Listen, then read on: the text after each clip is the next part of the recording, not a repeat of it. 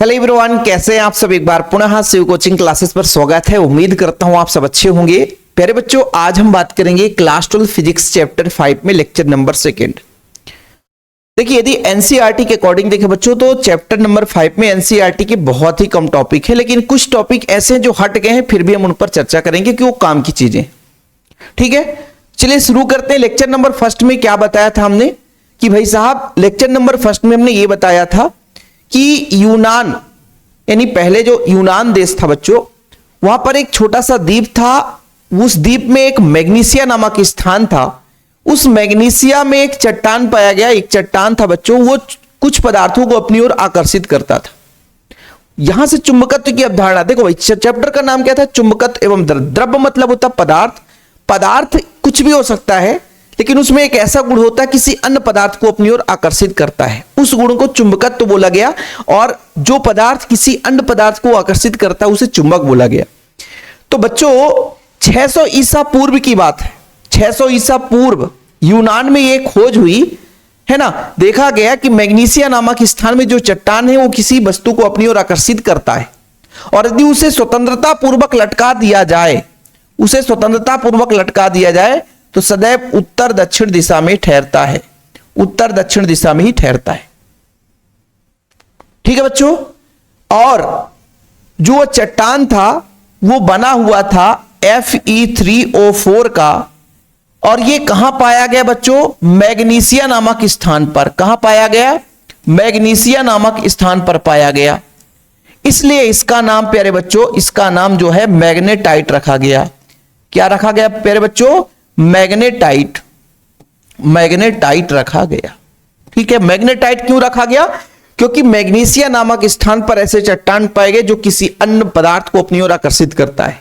जिस पदार्थ को अपनी ओर आकर्षित करता है उसे चुंबकीय पदार्थ कहा गया। और ये चट्टान है बच्चों, ये किसी पदार्थ को आकर्षित करता है, इसलिए इसे चुंबक कहा गया। और इसमें जो आकर्षण का गुण था उसे चुंबकत्व कहा गया। चुंबक के गुणों के बारे में लेक्चर नंबर 1 में हमने आपको डिटेल में समझाया था। चुंबकीय ध्रुव क्या है उसके बारे में हमने आपको समझाया था। चुंबक के प्रकार भी हमने बताया था कि चुंबक 2 प्रकार के, एक प्राकृतिक, एक कृत्रिम। प्राकृतिक मतलब जो प्रकृति प्रदत्त है, जो अपने आप स्वतः निर्मित है बच्चों, वो प्राकृतिक चुंबक है। जैसे पृथ्वी एक आपका प्राकृतिक चुंबक है, लेकिन वहीं पे क्षण चुंबक है, विद्युत चुंबक है, चुंबकीय सुई है, नाल चुंबक है, ये आपके कृत्रिम चुंबक है जो मानव निर्मित चुंबक है। ठीक है, तो चुंबक के बारे में आप लोगों ने पढ़ लिया कि चुंबक एक पदार्थ है जो किसी चुंबकीय पदार्थ को अपनी ओर आकर्षित करता है। चुंबकीय पदार्थ का मतलब सर, जैसे आपका बच्चों लोहा हो गया, निकिल हो गया, कॉपर हो गया, ऐसे पदार्थों को अपनी ओर आकर्षित करता है। ठीक है, चलो अब चुंबक के बारे में हमने कहा भाई कि चुंबक तो आपको क्लियर हो गया कि चुंबक क्या है प्यारे बच्चों। चुंबक क्या है? एक पदार्थ है। तो हम उस चुंबक के पदार्थ को बनाते हैं बच्चों, एक चुंबक है। और इस चुंबक को बनाने के लिए थोड़ा सा यहां पर आप देखिएगा कैसे बनाया जाता है। ऐसा चुंबक हम बनाते हैं बच्चों। ठीक ठीक, ये चुंबक हमने बना दिया। इसमें 2 ध्रुव होता है, एक होता बच्चों N और दूसरा होता है S। इतना क्लियर? तो इससे संबंधित पहला जो चुंबकीय अक्ष है, ठीक है, अब इसको N और S क्यों नाम दिया गया? यह बताया गया कि भाई साहब, यदि कोई चुंबक है उसे यदि स्वतंत्रता पूर्वक लटका दें, उसे स्वतंत्रता पूर्वक लटका दें तो वो सदैव पृथ्वी के उत्तरी और दक्षिणी ध्रुव पर ही ठहरता है। जैसे ये आपका N पोल हो गया बच्चों, S पोल हो गया। यानी चुंबक का जो भाग उत्तर दिशा में ठहरेगा उसे नॉर्थ पोल बोलेंगे, चुंबक का नॉर्थ पोल। और जो भाग चुंबक का बच्चों दक्षिण दिशा में ठहरेगा उसका साउथ पोल बोल देंगे। तो इस तरीके से कोई भी चुंबक है उसमें आपके पास 2 पोल है, एक नॉर्थ पोल और एक साउथ पोल है। अब इन दोनों ध्रुवों को मिलाने वाली बच्चों एक रेखा है। इन दोनों ध्रुवों को मिलाने वाली एक रेखा है। उसी रेखा को बच्चों हम क्या बोलेंगे? चुंबकीय अक्ष बोलेंगे। ठीक है बच्चों, थोड़ा समझने की कोशिश करिएगा कि किसी चुंबक के दोनों ध्रुवों को मिलाने वाली जो रेखा है बच्चों, वो चुंबकीय अक्ष कहलाती है, मैग्नेटिक एक्सिस कहलाती है। ठीक है, यहां पर आप देख सकते हैं मैग्नेटिक एक्सिस। यानी चुंबक के पास 2 ध्रुव हैं, ये सबको पता है। चुंबक के ध्रुव को हम कैसे डिफाइन करते हैं कि भाई साहब, हमारे पास चुंबक है, है ना, यदि चुंबक को हम स्वतंत्रता पूर्वक लटका दें तो सदैव उत्तर दक्षिण दिशा में, पृथ्वी के उत्तर दक्षिण दिशा में ठहरता है। जो भाग उत्तर दिशा में ठहरेगा उसको हम नॉर्थ पोल, और जो दक्षिण दिशा में ठहरेगा उसको साउथ पोल कहेंगे। और ये ध्रुव की परिभाषा हमने बताई थी बच्चों कि किसी भी चुंबक के किनारे का वह भाग जहां चुंबकत्व तो अधिकतम होता है, चुंबकत्व तो अधिकतम होने का मतलब आकर्षण करने का गुण अधिकतम होता है बच्चों, वहां पे यदि जहां पर अधिकतम वो खींचने की क्षमता रखता है, जहां पर आकर्षण करने की क्षमता अधिक होती है, वही ध्रुव कहलाएगा। और कोई भी चुंबक होगा उसमें दो ध्रुव होंगे बच्चों, एक नॉर्थ और एक साउथ पोल। बिना ध्रुव, दो ध्रुव का वो चुंबक कहलाएगा ही नहीं। यानी कभी भी यदि हम किसी चुंबक में एक सिंगल ध्रुव के अस्तित्व के बारे में बात करें तो संभव नहीं है। जैसे मैं कहता हूं ये चुंबक है, इसको तोड़ करके दो भागों में बांट दें, इसको तोड़ करके दो भागों में बांट दें तो क्या इनका अलग अलग ध्रुव हो जाएगा? तो ये गलत है। जैसे इधर एस था बच्चों, एन था, तो तोड़ा तो इसमें भी एस और एन दो भाग उत्पन्न हो गए। जितने भी छोटे टुकड़े में इसको विभाजित करोगे सभी में दो किनारा भाग आएगा, और दो किनारे भाग पर बच्चों आकर्षण करने की क्षमता अधिकतम होगी, वहां पर चुंबकत्व भी अधिकतम होगा। क्लियर? और उनके ध्रुवों को जो मिलाने वाली रेखा बच्चों वो चुंबकीय अक्ष कहला जाएगी। क्लियर? चलिए अब इसके बाद बात करेंगे बच्चों, यहां पर दूसरा है चुंबकीय अमोत्तर। चुंबकीय अमोत्तर क्या होता है? जैसे मान लीजिए हमारे पास एक चुंबक है प्यारे बच्चों, क्या है? चुंबक है। अब इस चुंबक के ही लंबवत, इस चुंबक के लंबवत एक समतल की कल्पना कर लें, एक समतल की कल्पना कर लें प्यारे बच्चों। किसकी कल्पना कर लें? एक समतल। इसी के लंबवत एक समतल की हम कल्पना कर लें, एक समतल की यदि हम कल्पना कर लें, ये समतल जाता बच्चों, इसके ही लंबवत है, ठीक है, इसके लंबवत एक समतल की कल्पना कर लें। तो जैसे मान लीजिए ए बी सी ये डी, ये आपका चुंबकीय अमोत्तर कहलाता है। यानी किसी चुंबकीय अक्ष के लंबवत बच्चों, है ना, एक समतल की कल्पना करते हैं, है ना। यहां पर देखिए स्वतंत्रता पूर्व लटके हुए चुंबक के अक्ष से गुजरने वाले ऊर्ध्वाधर समतल, जो समतल की कल्पना करते हैं बच्चों, वही आपका चुंबकीय अमोत्तर कहलाता है। क्या कहलाता है बच्चों? चुंबकीय अमोत्तर कहलाएगा, चुंबकीय अमोत्तर कहलाएगा। क्लियर?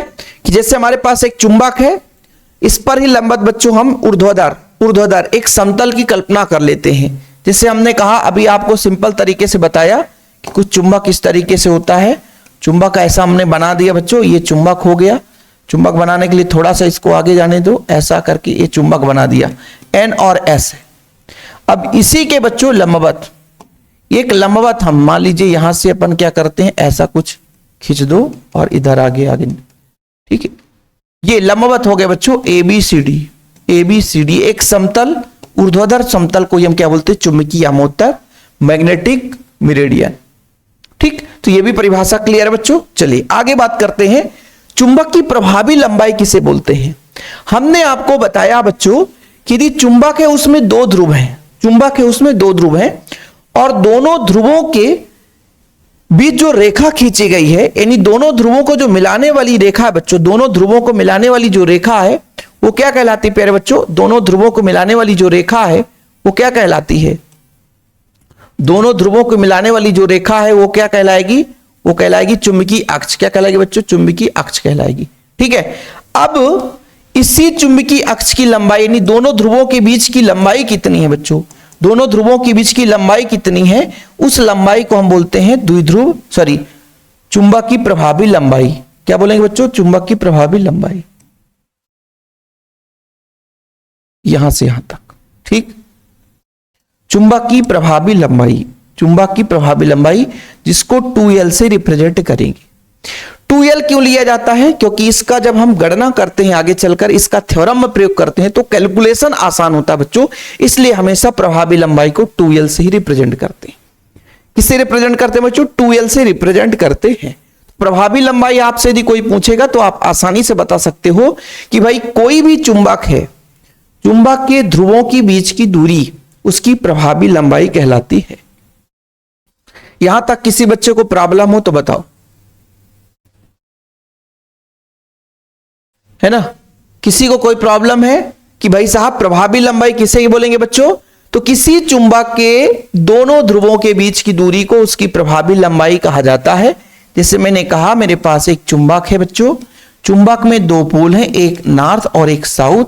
इनके बीच की जो दूरी है बच्चों वो आपकी प्रभावी लंबाई कहलाएगी, जो कि 2l से रिप्रेजेंट होता है। किससे रिप्रेजेंट होता है बच्चों? 2l से रिप्रेजेंट होता है।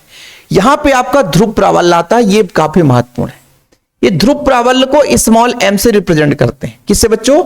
स्मॉल m से रिप्रेजेंट करते हैं। और इसका जो मात्रक है एम्पियर मीटर है। ठीक है, इसका संकेत क्या है? इसका जो संकेत है प्यारे बच्चों, संकेत जो इसका है ये स्मॉल m। इसका मात्रक यदि बात करें बच्चों, इसका मात्रक होता है एम्पियर, एम्पियर मीटर। ठीक है, यदि प्रकृति के बारे में बात करें बच्चों, प्रकृति के बारे में बात करें तो ये अदिश राशि है। कैसा प्यारे बच्चों? अदिश राशि। कैसा है? अदिश राशि। ठीक है, यदि किसी बच्चों को लिखना है तो लिख सकता है। ठीक है, अब देखो ध्रुव प्राबल्य है क्या? ध्रुव प्राबल्य है क्या? हमने कहा हमारे पास एक चुंबक है, चुंबक है बच्चों। ठीक है, n पोल और s पोल, यानी आपका नॉर्थ और साउथ हो गया बच्चों। ठीक है, अब ये जो चुंबक है किसी चुंबकीय पदार्थ को अपनी ओर आकर्षित करता है। जैसे यहां पर मान लीजिए चुंबकीय पदार्थ, चुंबकीय पदार्थ जैसे मतलब कह देता हूं आयरन है। अब ये चुंबकीय पदार्थ को अपनी ओर आकर्षित करेगा तो इसके आकर्षित करने की क्षमता कितनी होगी बच्चों? उसकी ध्रुव प्राबल्य कहलाएगी। देखो बच्चों, देखिएगा किसी चुंबक या चुंबकीय द्विध्रुव का ध्रुव प्राबल्य वह शक्ति है जिससे वह चुंबकीय पदार्थ को अपनी ओर आकर्षित करता है। मतलब कोई चुंबक है, उसमें दो ध्रुव कंपलसरी है, एक नॉर्थ और एक साउथ। अब वो चुंबकीय पदार्थ को अपनी ओर आकर्षित करता है तो उसकी जो शक्ति है, जो क्षमता है बच्चों, उस शक्ति को, उस क्षमता को हम ध्रुव प्राबल्य के नाम से जानते हैं। किस नाम से बच्चों? ध्रुव प्राबल्य के नाम से जानते हैं। ठीक है, यानी हमारे पास कोई क्षण चुंबक है, क्षण चुंबक में एक नॉर्थ पोल एक साउथ पोल है और ये चुंबकीय पदार्थों को अपनी ओर आकर्षित करने की क्षमता रखता है।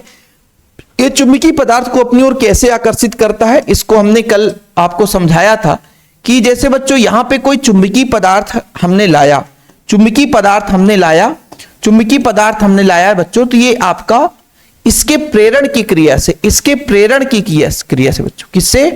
प्रेरण की क्रिया, प्रेरण द्वारा पास वाले में विपरीत और दूर वाले क्षेत्र पे बच्चों सजातीय ध्रुव, यहां पर विजातीय ध्रुव और इधर सजातीय ध्रुव उत्पन्न हो जाता है। जिससे बच्चों आप सबको पता है कि यदि विजातीय ध्रुव है, विजातीय ध्रुव क्या प्यारे बच्चों? विजातीय ध्रुव, जब विजातीय ध्रुव की बात आती है तो वहां पे आकर्षण होता है और इस तरीके से वो चुंबकीय ध्रुव को अपनी ओर आकर्षित करता है ना भाई। अब ये चुंबकीय पदार्थ था, अब यहां पे ध्रुव उत्पन्न हो चुका है तो S जो है N को आकर्षित करेगा। ठीक है, क्लियर हो गया बच्चों कि कोई भी चुंबक चुंबकीय पदार्थ को कैसे आकर्षित करता है? प्रेरण से चुंबकीय पदार्थ पर ध्रुव उत्पन्न हो जाता है। पास वाले क्षेत्र पर आपका विजातीय ध्रुव और दूरवर्ती तल पर यानी दूरवर्ती क्षेत्र पर बच्चों सजातीय ध्रुव। तो पास वाले जो क्षेत्र की बात करते हैं वहां पे आपका विजातीय ध्रुव है, विजातीय ध्रुव में क्या होता है? आकर्षण होता है बच्चों। ठीक है, क्लियर हुआ? यानी किसी भी चुंबक के ध्रुवों की वह शक्ति, वह क्षमता जो किसी चुंबकीय पदार्थ को अपनी ओर आकर्षित करता है वो ध्रुव प्राबल्य कहलाता है, जिसे स्मॉल m से रिप्रेजेंट करते हैं बच्चों, इसे एम्पियर मीटर। प्रकृति इसकी क्या होती है? अदिश राशि होती है। अब हम बात करेंगे चुंबकीय द्विध्रुव के बारे में। देखो भाई, ये छोटे छोटे शब्द जो हैं काम आएंगे हमेशा के लिए, इसलिए मैं क्लियर कर रहा हूं। सिलेबस में तो सीधा सीधा एनसीईआरटी में देखूंगा तो पहले चुंबक क्या है और चुंबक के बाद चुंबकीय क्षेत्र रेखाएं क्या है, सीधा सीधा ऐसा है। लेकिन बच्चों अपन जैसे कूलाम की व्युत्क्रम वर्ग का नियम है उस पर भी हम चर्चा कर लेंगे, है ना। और ये सारा चीज नोट्स में भी अवेलेबल रहता है। यदि कोई बच्चा चाहता है कि सर प्रॉपर नोट्स चाहिए हमको, तो कॉन्टेक्ट नंबर है 9685299149 और मात्र एक छोटा सा अमाउंट भैया 100 रुपए, 100 रुपए में ऑल चैप्टर के नोट्स दिए जाएंगे। जिस बच्चे को नोट्स चाहिए तो कांटेक्ट कर सकता है। प्रॉपर नोट्स, शिव सर का खुद का बनाया प्रॉपर नोट, उसमें सब कुछ रहता है। ओल्ड सिलेबस भी रहता है, आप अपने सिलेबस के अकॉर्डिंग पढ़ सकते हैं। बाकी बाद में कंपटीशन में भी वो काम आता है। आजकल तो भाई हर एग्जाम में, एमपी में हर एग्जाम में फिजिक्स पूछा जाता है, और 12th लेवल का, तो आप लोगों के हमेशा काम में आएगा बच्चों। ठीक, तो यहां पर देखिए सबसे पहले बात करते हैं चुंबकीय द्विध्रुव है क्या बच्चों। यदि दो विजातीय ध्रुव पास पास स्थित हैं, जैसे मान लीजिए चुंबक है बच्चों, इसमें एक नॉर्थ पोल एक साउथ पोल, ठीक है। यदि दो विजातीय ध्रुव पास पास स्थित हैं तो उस निकाय को बच्चों हम क्या बोलते हैं, चुंबकीय द्विध्रुव।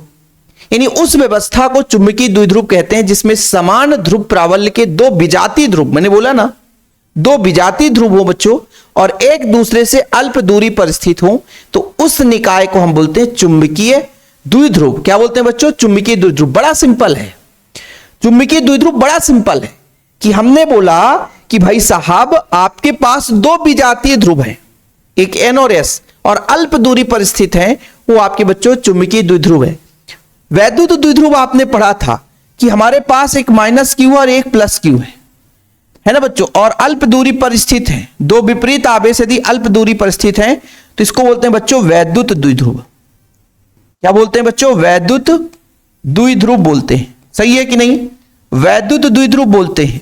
लेकिन जब दो विजातीय ध्रुव, यहां पर देखिए, जब दो विजातीय समान ध्रुव प्राबल्य, यानी इसकी भी क्षमता m है तो इसकी भी क्षमता m है, लेकिन विजातीय है, पावर दोनों में समान है, पावर दोनों में समान है, चाहे वो s की बात करें चाहे n की बात करें, दोनों ध्रुवों की पावर समान है, शक्ति समान है, आकर्षित करने का क्षमता दोनों में समान है, लेकिन बच्चों विजातीय हैं और पास पास स्थित है, तो इस निकाय को हम क्या बोलते हैं, इस निकाय को बोल देते हैं बच्चों चुंबकीय द्विध्रुव। क्या बोलते हैं, चुंबकीय द्विध्रुव। एग्जाम्पल के तौर में जैसे हमने क्षण चुंबक अभी अभी देख रहे थे बच्चों, चुंबकीय सुई, चुंबकीय सुई को कैसे दर्शाते हैं बच्चों, चुंबकीय सुई कैसा रहता है, कुछ इस तरीके से चुंबकीय सुई होता है। ठीक है बच्चों, ये आपका चुंबकीय सुई हो गया। मान लीजिए इधर एस है तो इधर एन है प्यारे बच्चों, तो इधर एस हो गया, तो ये आपका चुंबकीय सुई हो गया।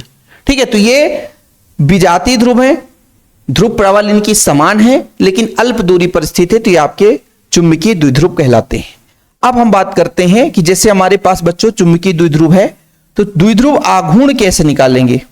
आगे कौन सा टॉपिक है, कूलाम की व्युत्क्रम बल का नियम है, वो तो 2 मिनट का काम है बच्चों। आप लोगों ने कूलाम का नियम पढ़ा है तो कूलाम की व्युत्क्रम बल का नियम आसानी से बन जाएगा। ठीक है बच्चों, अब यहां पर थोड़ा सा हेडिंग लगाएं, द्विध्रुव आघूर्ण, द्विध्रुव आघूर्ण। द्विध्रुव आघूर्ण किसे कहेंगे बच्चों। आप लोगों को मैंने कहा कि ये चुंबक है प्यारे बच्चों, क्या है, चुंबक है। चुंबक इसका नॉर्थ पोल है और इसका साउथ पोल है। ठीक है, यानी उत्तरी ध्रुव और दक्षिणी ध्रुव, इनकी जो ध्रुव प्राबल्य है बच्चों, ध्रुव प्राबल्य सेम है। ध्रुव प्राबल्य क्या है बच्चों, ध्रुव प्राबल्य स्मॉल m है। ठीक है, ध्रुव प्राबल्य स्मॉल m है। तो जो आपका द्विध्रुव आघूर्ण यानी कैपिटल M जो होता है, तो चुंबकीय द्विध्रुव का जो ध्रुव प्राबल्य है और उसकी प्रभावी लंबाई का गुणनफल बच्चों आपका द्विध्रुव आघूर्ण कहलाता है। कुछ चीज आप अपने मन से लिख सकते हो कि नहीं, कि चुंबकीय द्विध्रुव के ध्रुव प्राबल्य स्मॉल m और उसकी प्रभावी लंबाई का गुणनफल बच्चों चुंबकीय द्विध्रुव का आघूर्ण कहलाता है, जिसे कैपिटल M से रिप्रेजेंट करते हैं, जिसे कैपिटल M से रिप्रेजेंट करते हैं। ठीक है, मैंने अभी आपको क्या बताया, ये आपका बच्चों चुंबकीय द्विध्रुव है और इसके बीच की जो दूरी है, प्रभावी लंबाई को हम बच्चों 2l मानकर चलते हैं। तो हमने क्या कहा कि भाई हमारे पास ये एक क्षण चुंबक है या चुंबकीय द्विध्रुव है, उसकी ध्रुव प्राबल्य कितनी है, यानी चुंबकीय पदार्थ को अपनी ओर आकर्षित करने की क्षमता कितनी है, उसका मान और उसके प्रभावी लंबाई का गुणनफल बच्चों चुंबकीय द्विध्रुव आघूर्ण कहलाता है, जिसे कैपिटल M से रिप्रेजेंट करते हैं, जिसे कैपिटल M से रिप्रेजेंट करते हैं। इसका मात्रक क्या होगा, तो बोलो सर मात्रक तो बड़ा सिंपल है। क्यों, क्योंकि M एक ध्रुव प्राबल्य है और ध्रुव प्राबल्य का मैं मात्रक अब इसके पहले बताया था एम्पियर मीटर। क्या बताया बच्चों, एम्पियर मीटर। क्या बताया, एम्पियर मीटर। और बच्चों ये जो लंबाई है L, इसका होता है मीटर, तो टोटल कितना हो जाएगा, ampere metre square, ampere metre square, ampere metre square. ये सारा चीज काम का है बच्चों, और आप लोग नोट डाउन कर लो। हाँ, द्विध्रुव आघूर्ण आप लिख सकते हैं कि चुंबकीय द्विध्रुव के ध्रुव प्राबल्य और उसके प्रभावी लंबाई के गुणनफल को चुंबकीय द्विध्रुव आघूर्ण कहते हैं। इसका मात्रक एम्पियर मीटर स्क्वायर, और एक और होता है बच्चों जूल प्रति टेस्ला। ठीक है, उसको अपन आगे बात कर लेंगे, आगे भी आएगा, टेंशन न लेना। इसका कोई बिमी सूत्र बता सकता है? बिमी सूत्र, इसका कोई बिमी सूत्र बता सकता है? बिमी सूत्र बताओ। बिमी सूत्र जरूरी है ना, बिमी सूत्र बता दो आप लोग। बिमी सूत्र क्या है? क्या द्रव्यमान है? द्रव्यमान नहीं है। दूरी है? एल स्क्वायर, हाँ भाई है। टाइम है? नहीं है। एम्पियर है? हाँ, तो ये इसका बिमी सूत्र हो गया। सर तो इसका भी तो बिमी सूत्र हो सकता था, इसका भी तो बिमी सूत्र हो सकता था। बिल्कुल हो सकता है, इसका भी बिमी सूत्र निकल सकता है भैया। द्रव्यमान नहीं है तो एम, एल है, दूरी हाँ भाई मीटर दूरी है, टी है नहीं है, एम्पियर है बच्चों, ये इसका बिमी सूत्र निकल कर आ गया। तो परेशान मत होना, ठीक है। आपका बच्चों ध्रुव प्राबल्य क्या है? ध्रुव प्राबल्य अदिश है, लेकिन यदि इसकी बात करें बच्चों तो प्रकृति के बारे में बात करें तो इसकी राशि जो प्रकृति जो है वो सदिश है। कैसा बच्चों? सदिश राशि। ठीक है, ये आपको नोट डाउन रखना है, ठीक है, कि भाई जो m है ये अदिश है, m जो है अदिश है, लेकिन इसकी लंबाई का डायरेक्शन फिक्स है, ये बदलता नहीं है, इसलिए बच्चों ये एक सदिश राशि है। ठीक है, आघूर्ण क्या है? सदिश राशि। यहां तक किसी कोई प्रॉब्लम हो तो बताए, क्योंकि हम आगे चलने वाले हैं एक इंपॉर्टेंट टॉपिक पर जो आपकी एनसीईआरटी में नहीं दे रखा है, लेकिन आप लोगों को पढ़ना ही पढ़ना बच्चों, कूलाम की व्युत्क्रम बल का नियम।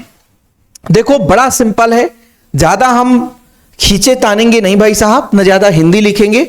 समझो कूलाम ने क्या बताया था, जैसे आप लोगों ने पढ़ा था कि यदि आपके पास Q1 और Q2 परिमाण के दो आवेश हैं बच्चों, और एक दूसरे से r दूरी पर स्थित है, एक दूसरे से r दूरी पर स्थित है, ठीक है, जब r दूरी पर स्थित है तो इनका जो बल है आवेश के परिमाण के गुणनफल के अनुक्रमानुपाती और बीच के दूरी के वर्ग के व्युत्क्रमानुपाती होता है, और दोनों को मिलाते हैं बच्चों तो समानुपाती Q1 Q2 बटा r स्क्वायर होता है। यही चीज अपना बच्चों यहां पे कूलाम की व्युत्क्रम बल, चुंबकीय ध्रुवों के लिए कूलाम की व्युत्क्रम बल का नियम फॉलो होगा, सेम यही, पर यहां पर आवेश की जगह यहां पे ध्रुव प्राबल्य पावर होगा बच्चों, यानी m की बात होगी। किन्हीं दो चुंबकीय ध्रुवों के मध्य लगने वाला बल उन ध्रुवों के ध्रुव प्राबल्य के गुणनफल के अनुक्रमानुपाती और बीच के दूरी के वर्ग के व्युत्क्रमानुपाती होता है। यानी यहां पर Q की जगह बच्चों हम ध्रुव प्राबल्य लेकर चलेंगे बस, ठीक है। जैसे मैं कहता हूं कि मान लीजिए यहां पर आपका A है बच्चों, ठीक है, इसका ध्रुव प्रबल M1 है और इससे कुछ दूरी पर एक बिंदु B है, यहां पर एक ध्रुव है जिसकी प्रबल यहां पे आपका M2 हो गया, और यदि मैं कह दूं कि इसकी प्रभावी जो लंबाई है बच्चों, इन दोनों के बीच की दूरी r है बच्चों, तो कूलाम का व्युत्क्रम बल का नियम ये कहता है, मैं सीधा सीधा लिखता हूं, माना लिख देता हूं बच्चों, माना होना मत मैं नहीं लिखता हूं, नोट्स में सारा चीज रहता है, थोड़ा यहां पर समझो कि भाई साहब कूलाम की व्युत्क्रम बल के नियम के अनुसार F जो है दोनों ध्रुवों के ध्रुव प्राबल्य के गुणनफल के अनुक्रमानुपाती और बच्चों उनके बीच की दूरी के वर्ग के व्युत्क्रमानुपाती होता है। उपरोक्त दोनों को मिलाकर लिखने पर, उपरोक्त दोनों को मिलाकर लिखने पर, मिलाकर लिखने पर, ठीक है, मिलाकर लिखने पर, जब उपरोक्त दोनों को मिलाकर लिखोगे बच्चों तो F समानुपाती हो जाएगा M1 M2 बटा R स्क्वायर, यही तो होगा। समानुपाती हटाते हैं बच्चों तो एक नियतांक लग जाता है, तो K एक नियतांक लग गया, M1 M2 बटा R स्क्वायर हो गया, M1 M2 बटा R स्क्वायर हो गया बच्चों, ठीक है। अब हम जानते हैं कि SI पद्धति में जो K का मान होता है म्यू नॉट अपान 4 पाई होता है, ठीक है बच्चों, वेबर प्रति मीटर या वेबर प्रति टेस्ला ऐसा कुछ होता है, इसका मात्रक थोड़ा सा हेनरी प्रति मीटर, हाँ गलत नहीं होना चाहिए भैया, हेनरी प्रति मीटर होता है, वायु निर्वात में हेनरी प्रति मीटर, इसको लिख लेना नहीं तो गड़बड़ हो गया तो फिर बाद में गाली दोगे ना, हेनरी प्रति मीटर, ठीक है। अब यहां पर बच्चों आप पुट कर दो, जब पुट करोगे तो F बराबर कितना आएगा, म्यू नॉट अपान 4 पाई, ठीक है, M1 बटा M2 अपान R स्क्वायर, किंतु जो 4 पाई का मान कितना, म्यू नॉट का मान कितना होता बच्चों, म्यू नॉट का मान 10 घाते कितना होता है 9 गुणे 10 घाते -7, ठीक है, और ये होता है हेनरी प्रति मीटर।